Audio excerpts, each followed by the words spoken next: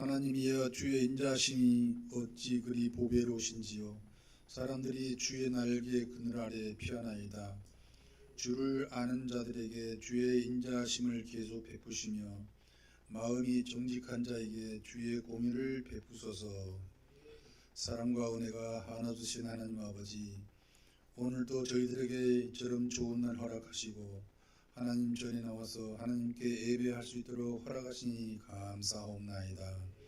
오늘도 예배를 통해서 하나님의 임재를 체험하고 우리의 신앙을 다시 한번 보는 귀한 시간들 되게 하여 주시옵소서. 이 모든 말씀 예수님의 이름으로 기도하옵나이다. 사랑이 많으신 하나님 아버지, 복된 가정의 달이 있는 5월에 한 주의 삶을 뒤로하고 주님을 예배하기 위해 이 자리에 나왔습니다. 예배의 자리에 앉게 하신 것 자체가 하나님의 은혜를 고백하며 이 시간 감사로 나아가오니 주님 홀로 영광 받아 주시옵소서. 긍휼이 풍성하신 하나님 아버지, 삶 속에서 수없이 주시는 기회를 예민했고 말씀 앞에 머물기보다는 자신의 생각과 감정대로 살아간 순간이 많았음을 이 시간 고백합니다. 가정 안에서는 서로의 소중함을 잊은 채 일상적인 언어와 태도로 상처를 주고받으며 용서와 회복을 미루고 살아왔습니다. 저희 죄를 용서하여 주시고 다시금 주의 은혜 아래로 돌아와 겸손히 순종하는 자로 살아가게 하여 주옵소서. 하나님 아버지, 이 나라 우리 대한민국을 주님의 뜻 가운데 세워주시기를 간절히 기도하옵나이다. 6월에 예정된 우리 대통령 선거를 위해 간절히 기도하오니 이 나라의 미래를 위해 합당한 지도자를 분별하여 세울 수 있는 지혜를 국민들에게 허락하시어 선거의 전 과정이 투명하고 정의롭게 이루어질 수 있도록 주관하여 주시옵소서. 주의 몸된 교회를 사랑하시는 하나님 아버지, 우리 교회가 주님께서 기뻐하시는 교회로 계속해서 성장해 가기를 간절히 소망합니다. 한 영혼의 소중함을 깨닫고 주님이 맡기신 복음 전달의 사명을 온전히 감당하는 교회가 되게 하여 주옵소서. 경제적으로 심히 어려운 시기를 보내고 있습니다. 물질의 문제로 힘겨워하는 자들에게는 공급의 문을 열어주시고 막힌 길을 여시는 하나님의 손길을 날마다 경험하게 하여 주옵소서. 각자의 자리에서 묵묵히 살아가는 성도들의 손길을 붙들어 주시고 일터와 가정과 모든 관계 속에서 주님의 도우심을 경험하게 하여 주시옵소서. 이 시간 육체의 질병으로 고통받는 자들을 불쌍히 여겨주시고 치유의 광선을 비추사 속히 회복되게 하여 주옵소서.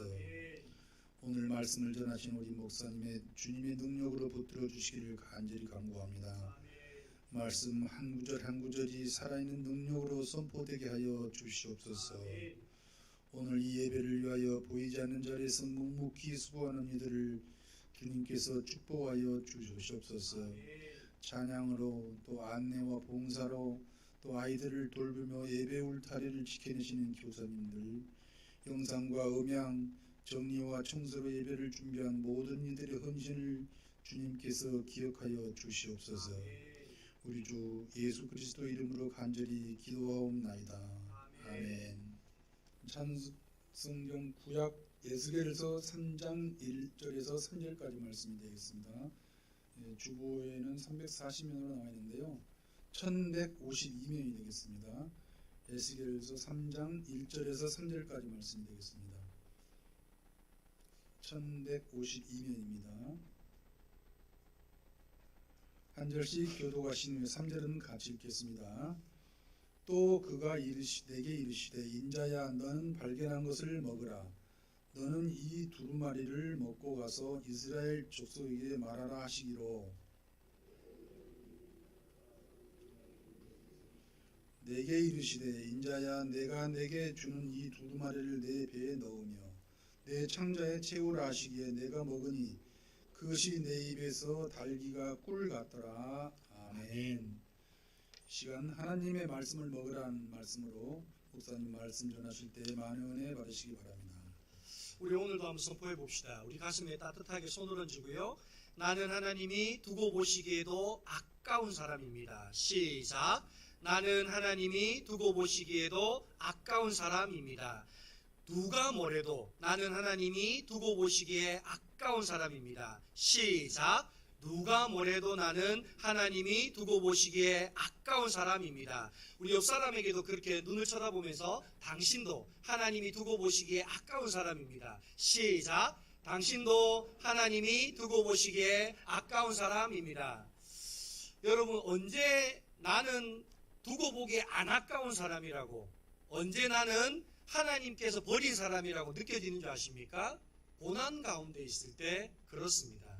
극심한 고난 가운데 있을 때 때로는 우리가 하나님으로부터 나는 사랑받지 못해, 하나님은 나를 버렸어, 하나님은 나를 기억하지 않아, 이런 생각들이 우리 마음에 든다는 것입니다. 특별히 이번 산불로 인해서 여러분 가정을 잃어버리고요, 집을 잃어버리고요, 삶의 터전을 잃어버렸던 수많은 고난당하는 사람들이 있습니다. 그래서 우리가 5월 이번 달 한 달 동안은 그동안 우리가 가정에서 남은 조각 모으기 운동을 했던 그 헌금들을 모아서 산불로 고통당하는 사람들에게 다시금 그들을 격려하고 위로해서, 아니야, 하나님은 당신을 버리지 않았어, 하나님은 당신을 사랑하셔 라고 하는 그와 같은 우리가 그리스도의 편지가 되어서 그리스도의 사랑을 전할 수 있기를 바랍니다. 그래서 여러분이 그동안 남은 조각 모으기 운동했던 그와 같은 헌금들을 5월달 한 달 동안 교회에 제출하시면 그 헌금을 모아서 산불로 고통당하는 사람들을 위해서 전액 우리가 그들을 돕는 일에 쓰도록 하겠습니다. 여러분, 고대의 5대 문명 가운데 체로키 인디언이라고 하는 문명이 있습니다. 그런데 이 문명을 가진 사람들 가운데 이분들이, 체로키 인디언들이요, 굉장히 소중하게 자녀들에게 가르쳤던 이야기가 있어요. 그래서 이 이야기는 할아버지가 손주를 앉혀놓고 꼭 이야기해 줍니다. 그 이야기는 두 마리 늑대에 대한 우화의 이야기입니다. 내용은 이렇습니다. 사람의 마음속에는 두 마리의 늑대가 산다는 거예요. 그런데 이 두 마리의 늑대는 정반대의 성격을 가져서요, 언제나 항상 싸운다는 거예요. 그런데 이 두 마리의 늑대가 어떤 늑대냐? 한 마리는 검은 늑대예요. 악을 상징해요. 그래서 화, 질투, 슬픔, 후회, 욕심, 오만, 자기 연민, 죄책감, 억울함, 열등감, 헛된 자존심, 우월감과 같은 그와 같은 것들을 가지고 있는 검은 늑대가 있는 반면에 또 흰색 하얀 늑대가 있는데, 이 늑대는 선을 상징해요. 그래서 기쁨, 평화, 희망, 평온함, 겸손, 동정심, 친절, 자비, 공감, 너그러움, 진실, 연민을 가지고 있습니다. 그런데 이 검은 늑대와 흰색 늑대, 하얀 늑대가요, 서로 싸우면 누가 이길까요? 검은 늑대가 이겨요? 어느 늑대가 이길까요? 그래서 손주가 물어봐요. 할아버지, 어느 늑대가 이겨요? 누가 더 힘이 세요? 그러니까 할아버지가 이렇게 말합니다. 너가 먹이를 많이 주는 늑대가 이기지 라고 이야기합니다. 여러분, 이 이야기는요, 비단 이 체로키 인디언에게만 있는 이야기가 아닙니다. 신약성경 갈라디아서 5장에 보면 동일한 말씀이 있어요. 우리 갈라디아서 5장 16절 17절 말씀을 같이 한번 읽어봅시다. 시작. 내가 이르노니 너희는 성령을 따라 행하라. 그리하면 육체의 욕심을 이루지 아니하리라. 육체의 소욕은 성령을 거스르고 성령은 육체를 거스르나니 이 둘이 서로 대적하므로 너희가 원하는 것을 하지 못하게 하려 함이니라. 아멘. 무슨 말씀입니까? 우리 마음에 두 개의 마음이 있다는 거예요. 하나는 육체의 생각을 쫓아서 살려고 하는 마음이 있고, 또 하나는 하나님의 생각을 쫓아서 살려고 하는 성령의 마음이 있다는 거예요. 그런데 이 두 마음은 항상 우리 안에서 선과 악이 싸우듯이 항상 싸운다는 거예요. 그런데 여러분, 내가 육체의 생각이 이기는가, 성령의 생각, 영의 생각이 이기는가를 뭘로 알 수 있는지 아십니까? 열매로 알 수 있습니다. 갈라디아서 5장 19절에서 21절에 보면 육체의 생각에게 먹이를 많이 준 사람은요, 이런 열매를 맺는다는 거예요. 자, 우리 19절에서 21절 말씀 한번 읽어봅시다. 시작. 육체의 일은 분명하니 곧 음행과 더러운 것과 호색과 스톱, 여러분 이것은 뭐냐 하면 성적 죄를 의미합니다. 그래서 부적절한 성의 관계, 변태적인 성행위, 또 내가 마음속으로 참지 못하는 음욕 등 이와 같은 성적인 죄를 이야기합니다. 그 뒤에 이야기를 또 한번 읽어봅시다. 시작. 우상숭배와 주술과 스톱. 여러분 이것은 뭐냐 하면 하나님과 나와의 관계에서 생기는 죄를 의미합니다. 자, 그 뒤에 있는 또 열매들을 읽어봅시다. 시작. 원수 맺는 것과 분쟁과 시기와 분냄과 당짓는 것과 분열과 이단과 스톱. 여러분 이것은요 공동체에 해를 끼치는 죄를 말합니다. 그리고 그 뒤에 나오는 나머지 것들 읽어봅시다. 시작. 투기와 술취함과 방탕함과 또 그와 같은 것들이라.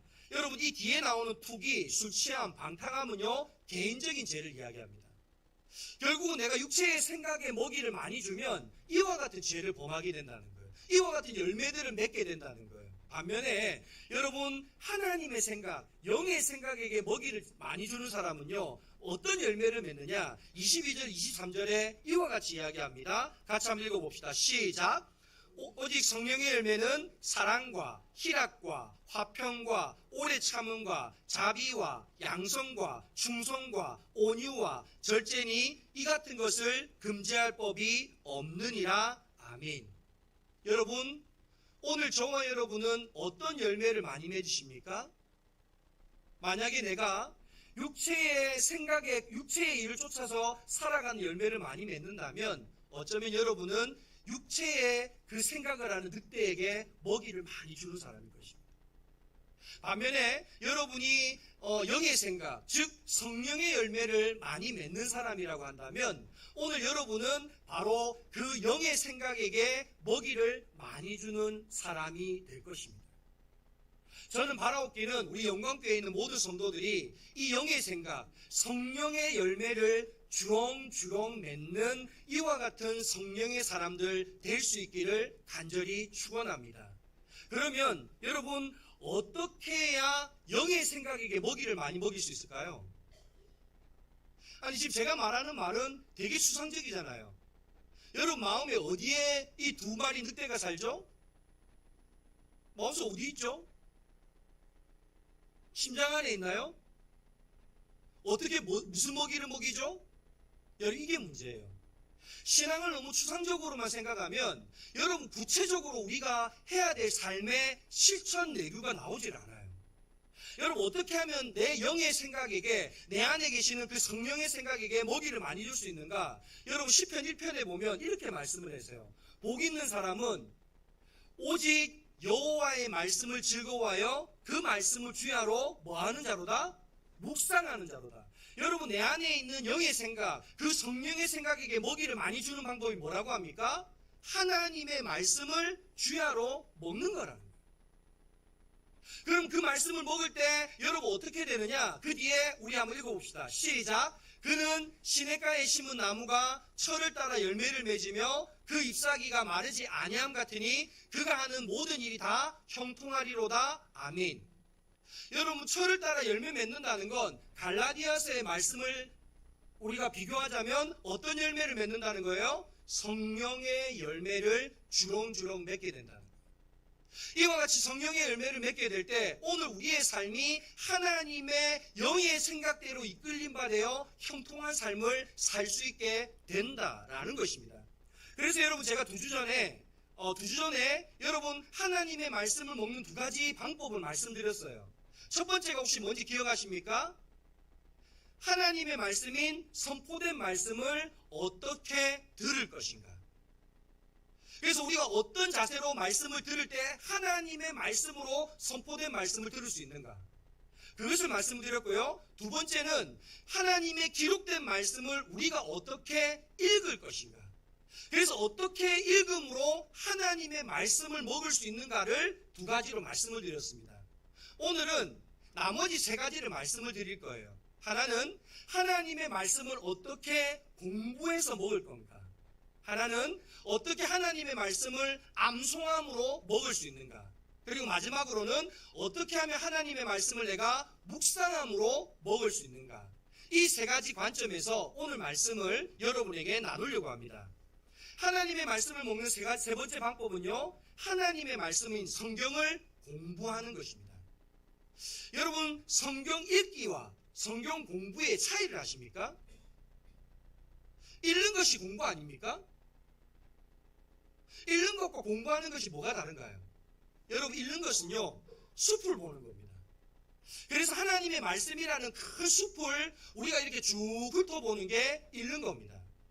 그런데 여러분, 성경 공부는요, 숲을 보는 게 아니라 그 숲 속에 뭐가 있는지, 곤충은 뭐가 사는지, 식물은 뭐가 있는지, 동물은 뭐가 사는지, 그것을 자세하게 살펴보는 것이 성경 공부입니다. 그래서 여러분, 성경 읽는 것은요, 한 장 읽는데 5분에서 10분이면 읽어요. 그런데 여러분, 성경 공부는요, 몇 시간씩이 걸려요. 왜 그러냐 하면 그 안에 뭐가 들어가 있는지를 자세하게 살펴보아야 하기 때문에 그렇습니다. 그런데 여러분, 목사님, 성경 읽는 것만 하면 되지 않나요? 공부를 꼭 할 필요 있나요? 성경 공부를 해야 되는 이유가 뭐냐 하면 여러분, 성경을 잘못 해석하는 문제들이 생기기 때문에 그렇습니다. 여러분, 왜 이단에 빠지는 줄 아십니까?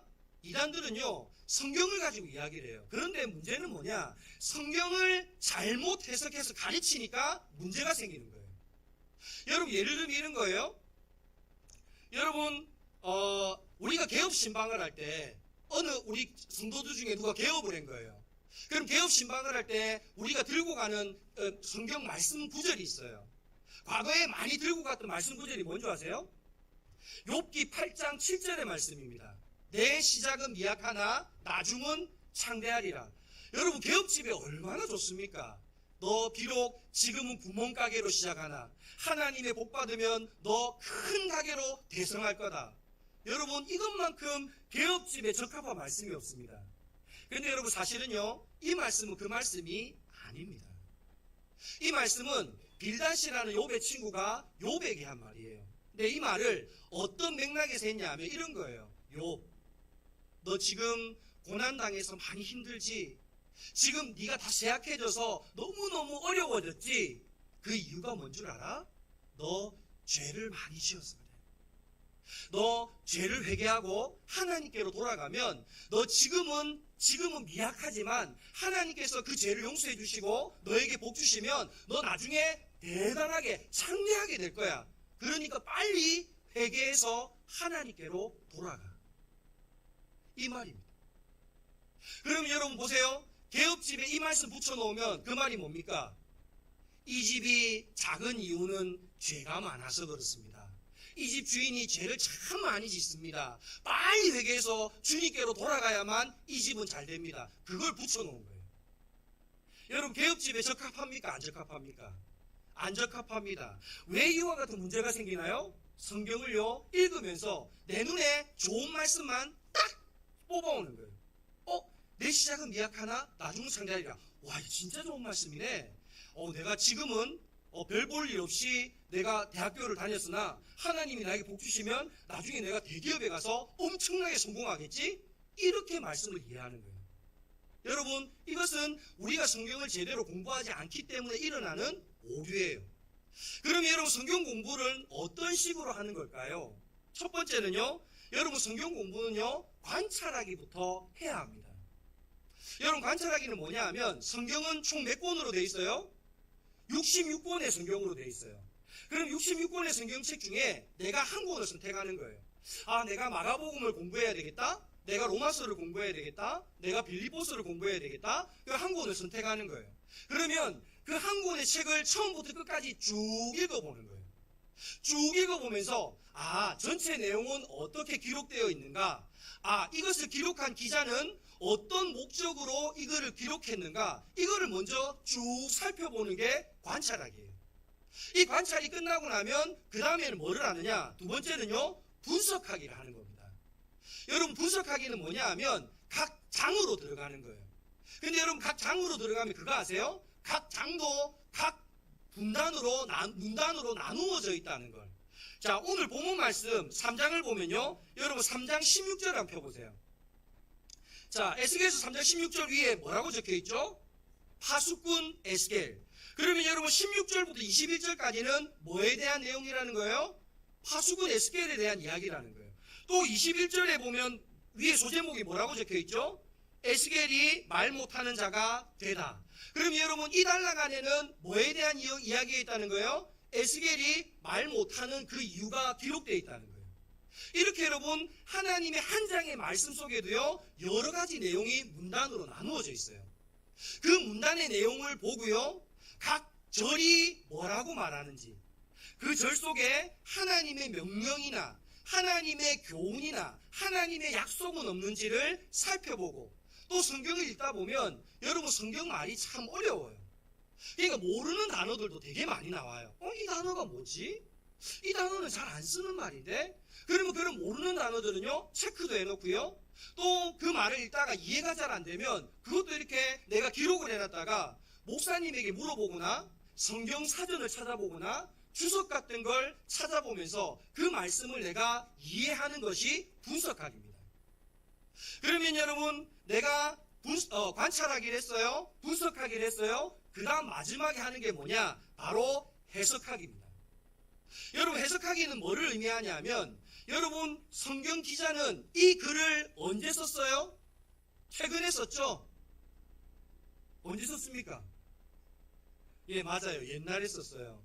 호랑이 담배 필 때 옆에서 성경 기자가 그 담배 연기에 콜록콜록 하면서 썼대요. 오래전에 썼어요. 그럼 여러분 생각해 보세요. 이때에 기록됐던 내용의 시대상과 환경이 지금과 같아요, 틀려요? 달라요.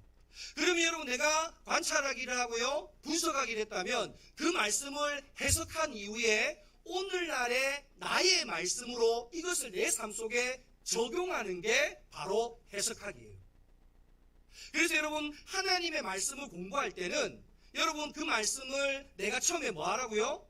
관찰해서 한 권의 책의 내용이 뭔지를 확인하고, 그 다음에는 각 장으로 들어가서 문단은 어떻게 나누어져 있는지, 그 안에 어떤 내용이 있는지, 그래서 각 절은 어떻게 되어 있는지를 내가 분석하고, 그것을 다 내용을 해석한 후에 그 말씀이 오늘을 살아가는 나에게 어떻게 적용해야 될지를 내가 적용하는 것이 바로 성경 공부라는 것입니다. 여러분 성경 공부를 하지 않으면 여러분 아무리 하나님의 말씀이 있어도요 이것을 나의 말씀으로 먹을 수가 없는 겁니다. 오늘 저와 여러분 하나님의 말씀을 공부함으로 이 하나님의 말씀이 수천 년 전에 쓰여진 말씀이 아니라 오늘날 나에게 살아계신 하나님이 하시는 이와 같은 능력의 말씀, 생명의 말씀이 될 수 있기를 간절히 바랍니다. 네 번째로는요, 여러분 하나님 말씀 먹는 네 번째 방법은 암송입니다. 여러분 암송이 중요한 이유는요, 성경 암송은 속사람을 변화시키기 때문에 그렇습니다.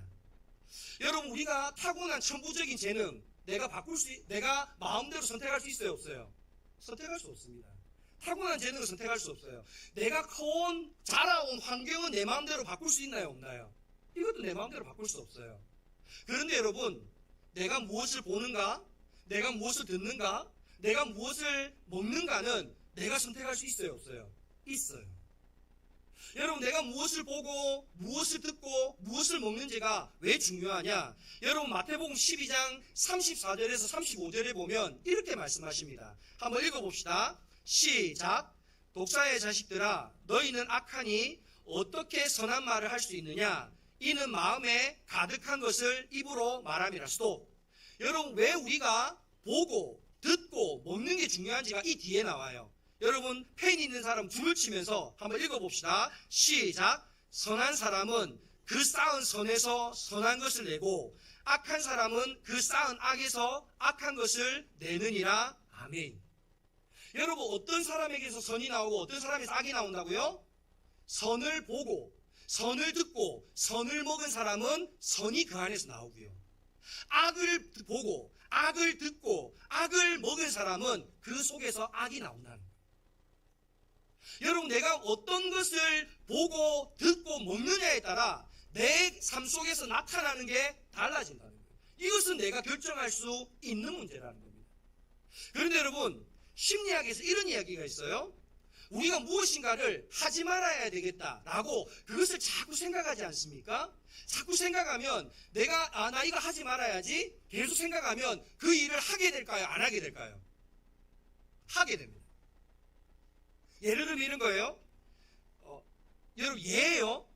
또 어디 가서 졸다가 깨가지고 목사님 아버지가 막 패더래. 이런 소리 하지 마세요. 예를 들어서 아버지가 가정폭력이 심해요. 맨날 술만 자시고 오시면 에이 마누라! 그리고 막 상없고요. 막 이유 없이 막 자녀들 때리고요. 막 이러는 거예요. 그래서 자녀가 이러는 거예요. 나는 커서 절대로 아버지처럼 폭력적인 아버지 되지 말아야지.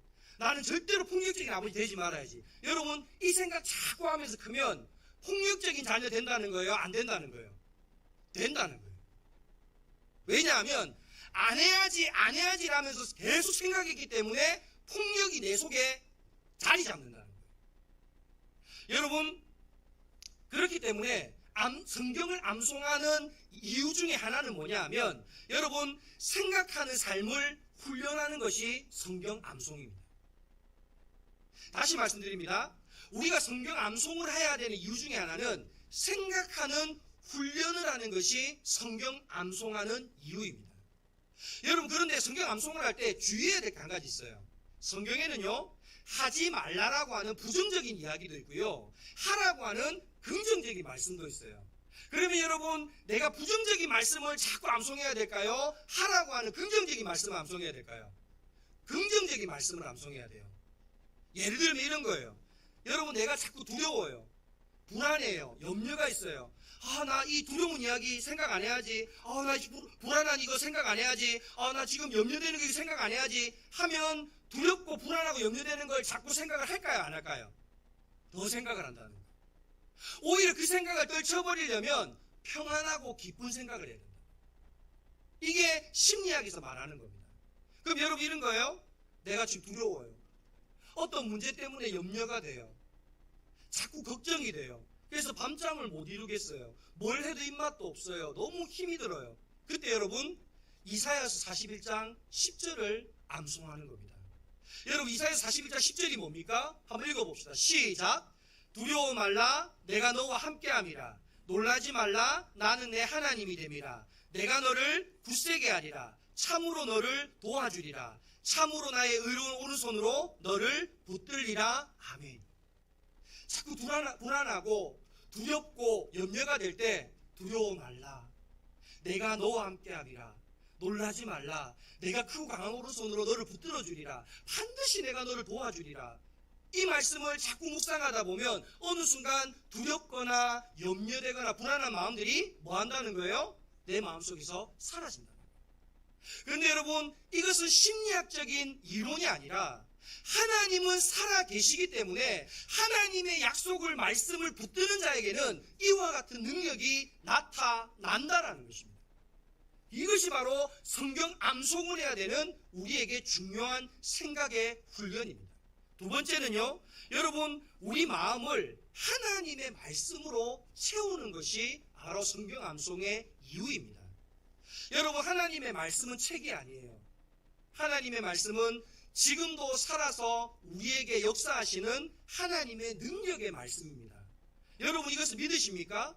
그렇다고 한다면 여러분 히브리서 4장 12절에 뭐라고 말씀하십니까? 같이 한번 읽어봅시다. 시작. 하나님의 말씀은 살아있고 활력이 있어 좌우의 날선 어떤 것보다도 예리하여 혼과 영과 및 관절과 골수를 찔러 쪼개기까지 하며 또 마음의 생각과 뜻을 판단하나니 아멘. 여러분 오늘 이 말씀이 여러분 우리 삶 가운데 우리가 그 말씀으로 채울 때 말씀이 어떻게 한다고 합니까? 우리의 삶 속에서 살아서 역사한다라고 이야기합니다. 그래서 여러분 오늘 우리가 하나님의 말씀을 먹게 될 때 여러분 그 말씀은요 우리의 삶 속에 역사하는 힘이 되는 것입니다.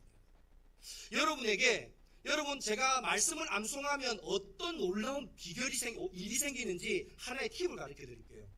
여러분 우리가 성경을 많이 암송해서 내 안에 말씀을 많이 채우지 않습니까? 그러면 하나님의 음성을 잘 듣게 됩니다. 여러분 하나님께서 우리에게 말씀하실 때요 여러분 환상으로 말하기도 하시고 꿈으로 말하기도 하시고 여러 가지 방법으로 말씀하세요. 근데 여러분 이것은 하나님만 그렇게 하나요? 귀신도 그렇게 하나요? 귀신도 그렇게 하죠. 여러분 강신무당 안 찾아가 보셨습니까? 그 사람들 돈 좀 많이 받아요. 돈 좀 많이 들고 찾아가 보세요. 동자신이 오셨다, 동자신이 오셨다. 그래가지고 진짜 까디비가지고 너 이랬지 저랬지. 여러분 이거 귀신도 이렇게 해요. 근데 여러분 중요한 것은 여러분 하나님이 우리에게 말씀하실 때 제일 중요한 것은요, 이것이 하나님의 말씀이냐 아니냐의 기준이 뭔지 아십니까? 하나님의 말씀입니다. 사탄은 하나님의 말씀 가지고 장난칠 수 없어요. 그렇기 때문에 여러분 우리가 기도 응답을 잘 받으려면, 하나님의 음성을 잘 들으려면 뭐를 많이 하면 되느냐? 내 안에 하나님의 말씀을 많이 채워두면, 여러분 성령님이 하시는 일이 뭡니까? 가르치시고 알게 하시고 깨닫게 하는 일을 하세요. 오늘 우리 안에 있는, 내 안에 많이 저장되어 있는 하나님의 말씀을 가지고 하나님께서 가르치시고 알게 하시고 깨닫게 주신다는 것입니다.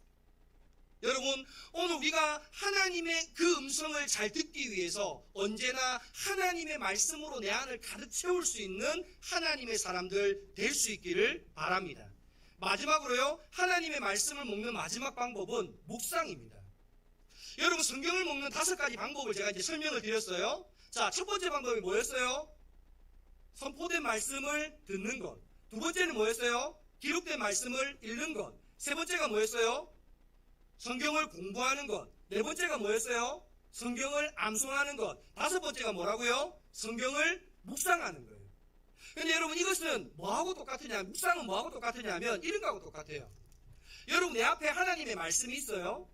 근데 이 말씀을 내가 들으려면 여러분 이 5손가락 중에 한 손가락만 없으면 이 말씀은 절대로 들을 수 없어요. 내가 들고 있을 수 없어요. 어떤 손가락이 없으면 못 들까요? 엄지손가락이에요. 여러분 묵상은요 이 엄지손가락입니다.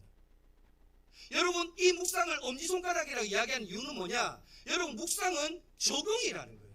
실천이라는 거예요. 여러분 내가 말씀을 왜 들어요? 하나님 말씀 실천하려고요. 여러분 내가 하나님 말씀 왜 읽어요? 하나님 말씀대로 살려고요.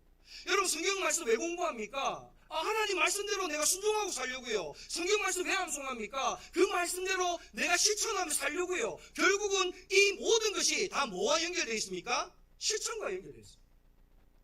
여러분 아무리 내가 말씀 읽고 내가 듣고 읽고 암송하고 공부해도 여러분 이거 실천하지 않으면요 하나님 말씀 놓쳐버려요. 왜? 내가 실천하지 않으니까. 여러분 세상에는 2종류의 무신론자가 있어요. 첫 번째 무신론자는 어떤 사람인지 아세요? 하나님에 대해서 복음을 듣지 못했기 때문에 하나님을 믿을 수 없는 사람이에요. 이건 당연하지 않습니까? 들은 것이 없고 아는 게 없는데 어떻게 믿겠습니까? 당연히 못 믿는 게 당연하죠. 그런데 여러분 문제는 두 번째 무신론자예요. 두 번째 무신론자는 어떠냐? 하나님에 대해서 알아요. 하나님을 믿어요. 그런데 하나님의 말씀대로 순종하지 않아요. 여러분 이 사람도 무신론자입니다. 왜 그러냐? 야고보서 2장 26절에 이렇게 말합니다. 영혼 없는 몸이 죽은 것 같이 행함이 없는 믿음은 뭐한 거라고요? 죽은 것입니다. 여러분 내가 아무리 하나님 알고 내가 아무리 하나님 믿어도 뭐하지 않으면, 행하지 않으면 여러분 이것은 하나님 믿는 게 아니라는 거예요. 그럼 여러분 이런 등심이 성립되지 않습니까? 하나님 몰라서 못 믿거나 못 믿는 거와 아는데도 순종 안 하는 거는 결론적으로는 같아요. 왜? 몰라서 안 하는 거나 알아도 안 하는 거나 결론적으로는 안 하는 거예요. 여러분 우리가 하나님 말씀 순종하는 것과 아는 것, 여러분 이 두 중에 어느 게 더 중요합니까? 순종하는 게 중요합니다. 예, 물론 아는 것도 중요하죠. 근데 왜 알죠? 실천하려고 아는 겁니다.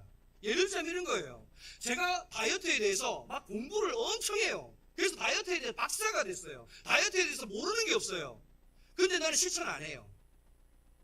근데 배는 벌써 8개월이에요. 애가 곧 나와요. 여러분 그러면 제가 아는 다이어트 지식 무슨 의미가 있습니까? 아무 의미 없습니다. 여러분 결국은 아는 것보다 뭐가 더 중요하다는 거예요? 행하는 게 중요하다는 거예요. 여러분 하나님의 말씀은, 오늘 우리는 계속 하나님의 말씀을 아는 데에만 집중하는 거예요. 내가 듣고 읽고 성경 공부하고 암송하고 이거는 너무너무 열심히 해요. 여러분, 그런데 이거는요 10%예요. 10%. 여러분, 하나의 말씀을 알아도, 하나의 말씀을 들어도, 한 구절의 말씀을 암송해도 여러분 그 말씀을 적용하면 여러분 그 10%보다 이 적용하는 이것이 훨씬 더 큰 능력을 가진다. 여러분, 묵상은요 성경의 90%. 오늘 한국교회의 위기가 왜 찾아온 줄 아십니까? 이유는 간단합니다. 성도들이 아는 데는 굉장히 열을 올립니다. 그래서 말씀을 잘 알아요. 많이 들어요. 근데 중요한 것은 말씀대로 안 살아요. 말씀대로 안 사니까 삶의 변화가 없어요. 여러분, 하나님의 말씀에 따라 우리의 신앙이 성숙하고 성장하는 그것이 없어요. 그러다 보니까 어떤 문제가 생깁니까? 세상으로부터 하나님을 믿는다고 하는 사람들이 오히려 하나님의 이름을 망령되이 일컫는 일들을 자행하고 있다라는 것입니다. 여러분, 그래서요, 여러분, 어떤 그리스도인이 좋은 그리스도인이냐? 한번 따라해 보십시오. 개구시를 잘하는 그리스도인이 살아있는 그리스도인입니다. 무슨 목사님 설교 시간에 개구실 이런 욕 같은 이야기를 하십니까? 욕 아니고 제가 만든 이야기입니다. 여러분, 사람은요 사람 구실을 해야 되죠. 그리스도인은 개구실을 해야 됩니다. 이 개구실이 뭐냐? 뭐를 함축한 말이냐? 극히 개인적으로 적용하십시오. 하나님의 말씀을 들으면 뜬구름 잡는 것처럼 내 마음속에 두 마리 늑대가 있대. 오늘 목사님이 선이라 검은 늑대와 흰 늑대가 있대. 검은 늑대는 악이고 흰 늑대는 선이래. 근데 어느 늑대한테 먹이를 주냐 중요하대. 먹이 어떻게 주는데? 그건 몰라. 그러면 말짱 들어도 도루묵이라는. 여러분, 하나님의 말씀을 들으면 반드시 극히 개인적인 적용을 하십시오. 누구나 들었을 때 다 맞아, 그 말이 맞아, 이게 아니라 이 말은 나하고는 안 맞는데 딱 나에게 하는 맞춤형 적용을 하십시오. 그게 개입니다. 구는 뭐냐? 아주 구체적으로 적용하십시오. 예를 들면 이런 거예요. 원수를 사랑해라. 그럼 여러분, 원수를 어떻게 사랑할래요? 첫째, 그럼 원수가 누구예요? 내 남편이다. 이거는 평생 원수다. 그러면 여러분, 남편을 사랑해야지. 그럼 어떻게 사랑할 건데요? 오늘 남편이 좋아하는 내가 고기를 해주리라. 그러면서 또 와가지고 집구석이 어떻고 니는 집에서 맨날 일도 안 하면서 집이 왜 이 모양이나 해도 오늘 웃으면서 그래 여보 미안해 오늘 내가 좀 바빴어 이렇게 하리라. 이게 아주 구체적이고 개인적인 거예요. 그리고 실이 뭐냐? 실천 가능한 적용을 하라는 거예요. 그래야 내가 오늘 말씀대로 실천을 했는지 안 했는지를 뭐 할 수 있어요? 확인할 수 있어요. 여러분, 우리가 왜 하나님 말씀 들어도 안 바뀌는 줄 아세요? 이 개구실을 안 하는 거예요. 내 말씀 들어도 두리뭉실. 그래서 여러분, 원수를 사랑해라. 아멘. 원수 사랑해야지요. 근데 내가 적용을 안 하는 거예요. 우리 회사에 있는 김 부장, 정말 이 못된 사람을 내가 사랑하리라. 어떻게 사랑할까? 오늘 김 부장님에게 내가 아침에 아메리카노 한 잔을 가져가서 부장님 오늘도 좋은 하루 됐어 이렇게 하리라. 그럼 여러분, 내가 했는지 안 했는지 나와요 안 나와요? 나오죠. 그럼 여러분, 소소한 것 같지만 이렇게 말씀을 하나하나 실천하다 보면 삶이 변해요 안 변해요? 변해요. 왜 교회 10년씩 다니는데 안 변하는 줄 아세요? 개구실을 안 해서 그래요. 여러분, 개구실을 잘하는 사람이 좋은 그리스도입니다. 여러분, 말씀을 들을 때도 옆에 반드시 묵상 노트를 가지고 계세요. 말씀을 읽을 때도, 말씀을 암송할 때도, 설교를 들을 때도, 성경 공부를 할 때도 항상 묵상 노트를 펴놓으세요. 그리고 어떤 말씀을 읽든 듣든 공부하든 암송하든 그 말씀을 내 삶 속에 한 가지 적용해 보세요. 아주 극히 개인적이고 아주 구체적이고 실천 가능한 걸 적용해 보세요. 여러분, 그렇게 할 때 하나님의 말씀이 살아서 내 삶 가운데 역사함을 여러분이 볼 수 있게 될 것입니다. 말씀을 마무리합니다. 오늘 본문은 왜 하필이면 하나님의 말씀을 우리에게 먹으라 라고 하면서 어떻게까지 먹으라고 하십니까? 내 배 창자에까지 채우라고 하십니다. 왜 하나님 우리에게 하나님의 말씀을 먹는데 내 배 창자에까지 그 말씀을 채우라고 하는가? 여러분 에스겔서 3장 24절 말씀을 한번 펴보세요.